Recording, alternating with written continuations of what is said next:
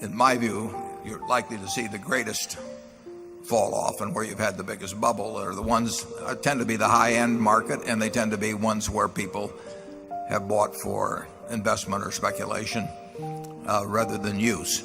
Remember the 2008 financial crisis? A time where the world's economy was at risk of collapse? Fast forward to today, and we're facing a similar, potentially even more catastrophic scenario. Warren Buffett, a name synonymous with investment genius, has just dropped a bombshell prediction for 2024. He's warning of a crisis that could shake the very foundations of the real estate industry and stock market. But this time, it's not just a warning, it's an emergency alert. In this video, we'll uncover the startling parallels to the past and reveal why Buffett believes 2024 could be the year of a financial earthquake. Let us find out more about this prediction and what it means for your money in the future. But it all has consequences, and I think we're about, well, we are starting to see the consequences of people who could borrow at 2.5% and find out it doesn't work at current rates, and they hand it back to somebody that gave them all the money they needed to build it. First up, let's talk about the real estate bubble. It's a term that's been thrown around a lot lately, but what does it really mean? Essentially, a real estate bubble occurs when property prices inflate rapidly, driven by demand, speculation, and exuberant spending, rather than by underlying economic factors. And right now, all signs point to the fact that we're in the midst of one of these bubbles. Recent reports and market analyses are painting a concerning picture of the housing market. We're seeing property prices not just climbing, but skyrocketing to unprecedented levels. In cities across the globe, from San Francisco to Sydney, the cost of owning a home has reached heights that are simply unattainable for the average person. But the big question on everybody's mind is this growth sustainable? Warren Buffett, a name that commands respect in the world of finance, doesn't seem to think so. His analysis suggests that we're on the cusp of a bubble that's about to burst. This isn't just idle speculation. It's based on hard data and years of investment experience. Buffett has seen patterns like this before, and if history has taught us anything, it's that what goes up must come down. So, why are we talking about a potential crash in 2024? Let's look at the numbers. Over the past few years, we've seen a dramatic increase in housing prices, outpacing wage growth by a significant margin. This disparity creates an unsustainable situation where more and more people are priced out of the market. Additionally, interest rates have been at historic lows, encouraging borrowing and inflating prices further. But as these rates start to rise, as they inevitably will, the cost of borrowing will increase, potentially leading to a decrease in demand and a subsequent drop in prices. But it's not just about the numbers, there's a psychological aspect to consider as well. The fear of missing out, or FOMO, has driven many to invest in properties, fearing that prices will only continue to rise. This herd mentality, coupled with speculative investment, has further inflated the bubble. However, once the tide turns and it becomes clear that the prices are no longer on an upward trajectory, we could see a rush to sell, exacerbating the market's decline. The implications of such a crash are far-fetching. Homeowners could find themselves with properties worth less than their mortgages, a situation known as being underwater. Investors who have over-leveraged themselves could face significant losses. And let's not forget about the broader economic impact. A crash in the real estate market can have a domino effect, affecting everything from consumer spending to the stability of financial institutions. Most people like to buy with non-recourse in real estate, and one time I asked Charlie, there was some real estate guy we were talking to him, and how do they decide how much a building like this is worth? And the answer is it's whatever they can borrow without signing their name. Next, let's get into a concept that's crucial in understanding the potential real estate crisis: non-recourse debt. In the area of real estate, non-recourse loans are quite common. These are loans where the lender's ability to recover the debt is limited to seizing the collateral, which is usually the property itself. But there's a catch that not everyone considers, especially in a volatile market. Property values start to plummet, a situation that's not just hypothetical given the current real estate bubble. In such a case, the collateral's value, the property, drops significantly. This decrease in value can lead to a situation where the loan balance is actually higher than the property's worth. It's a precarious position for both the borrower and the lender. Warren Buffett, known for his wise financial insights, has often emphasized the importance of understanding one's debt obligations. He famously said, "If you find yourself in a hole, stop digging." This wisdom is particularly relevant in the context of non-recourse debt. When property values fall, borrowers might find themselves in a financial hole with a property worth less than what they owe. The logical step, following Buffett's advice, would be to avoid digging deeper. But in the world of non-recourse loans, the solutions aren't always straightforward. In a declining market, borrowers of non-recourse loans might opt to hand over the keys to the lender, walking away from the property. This might seem like a clean break, but it's not without its consequences.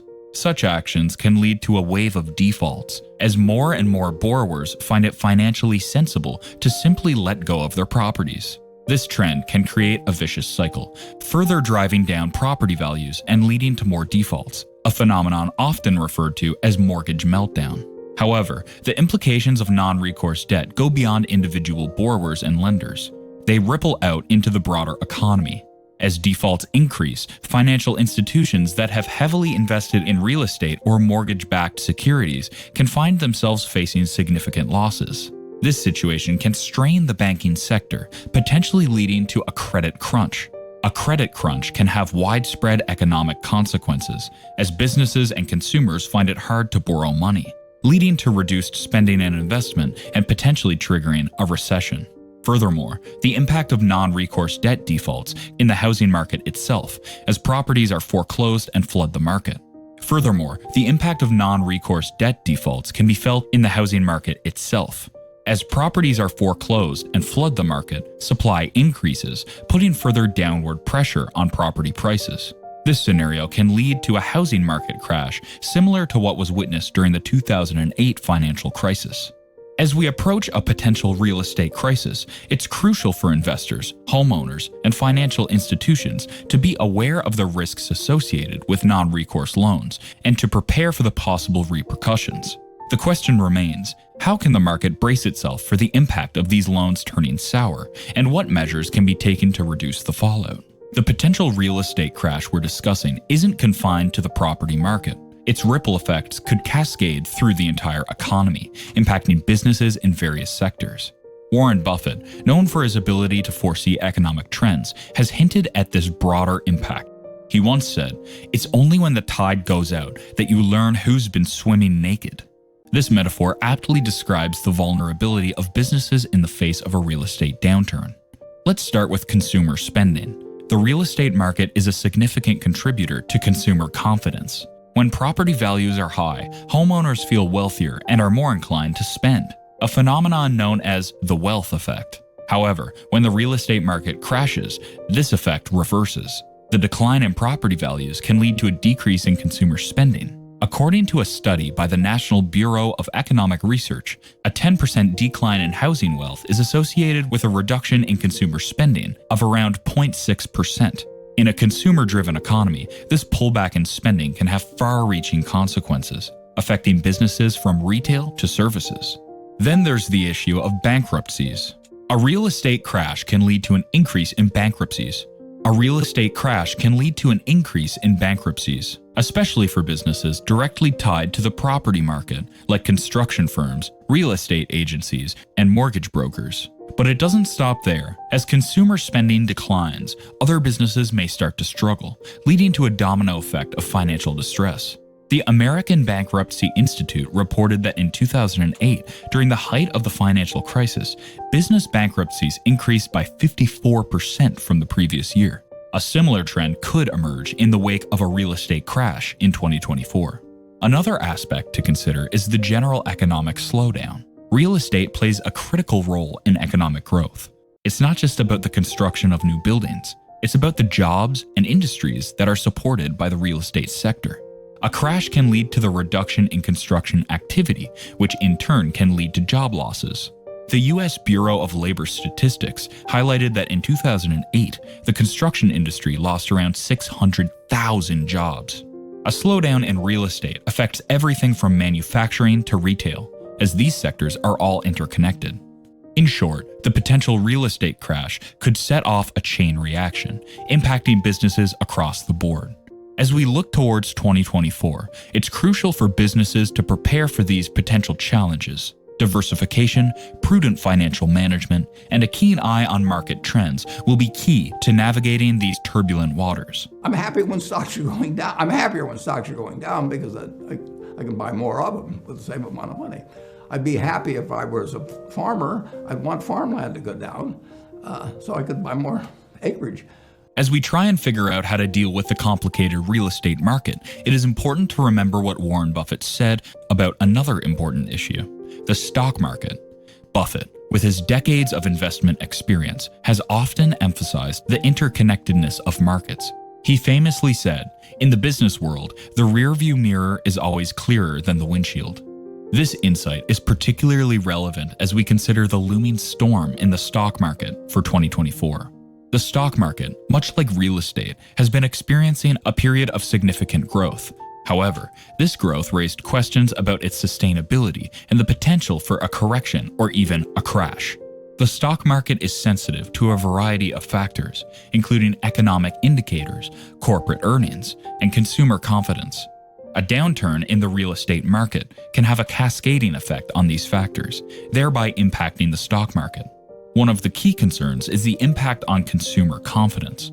As we've discussed, a decline in the real estate market can lead to reduced consumer spending.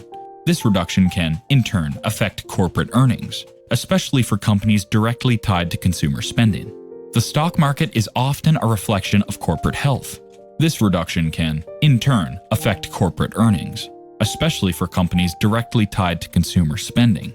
The stock market is often a reflection of corporate health, and a dip in earnings can lead to a decline in stock prices.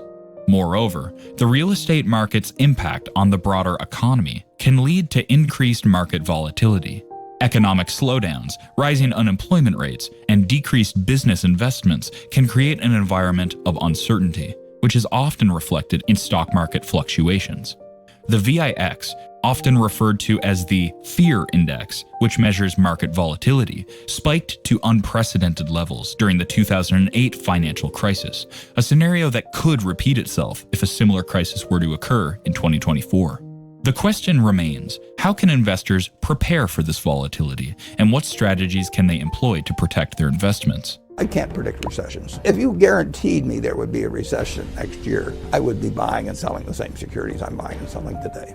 Buffett, known for his pragmatic approach to investing, has often emphasized the importance of preparation and resilience. He famously said, "Someone's sitting in the shade today because someone planted a tree a long time ago." This advice is particularly pertinent as we brace for possible real estate and stock market storms. First and foremost, Buffett advocates for a long-term perspective in investing. The key is not to get swayed by short-term market fluctuations, but to focus on the long-term value of investments. This approach involves selecting stocks and real estate investments that have strong fundamentals and the potential for sustained growth over time, regardless of temporary market downturns.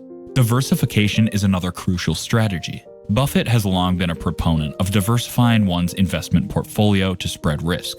This means not putting all your eggs in one basket, whether it's real estate, stocks, or any other asset class. By diversifying, you can buffer the impact of a downturn in any one sector. Buffett also emphasizes the importance of wise financial choices. This includes avoiding excessive debt, especially non-recourse debt in real estate, and maintaining an emergency fund.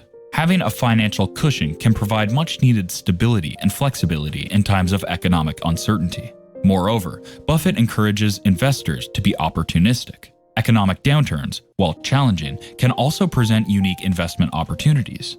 Prices for stocks and real estate can drop to levels that offer significant value. The key is to have the insight to recognize these opportunities and the courage to act on them. In conclusion, as we approach 2024, taking note of Warren Buffett's advice could be crucial for managing potential economic challenges. Adopting a long-term perspective, diversifying your portfolio, practicing financial diligence, and being opportunistic are strategies that can help weather the storm. The question for investors and homeowners alike is, are you prepared for what's coming? And how will you adapt your strategies in response to these market predictions?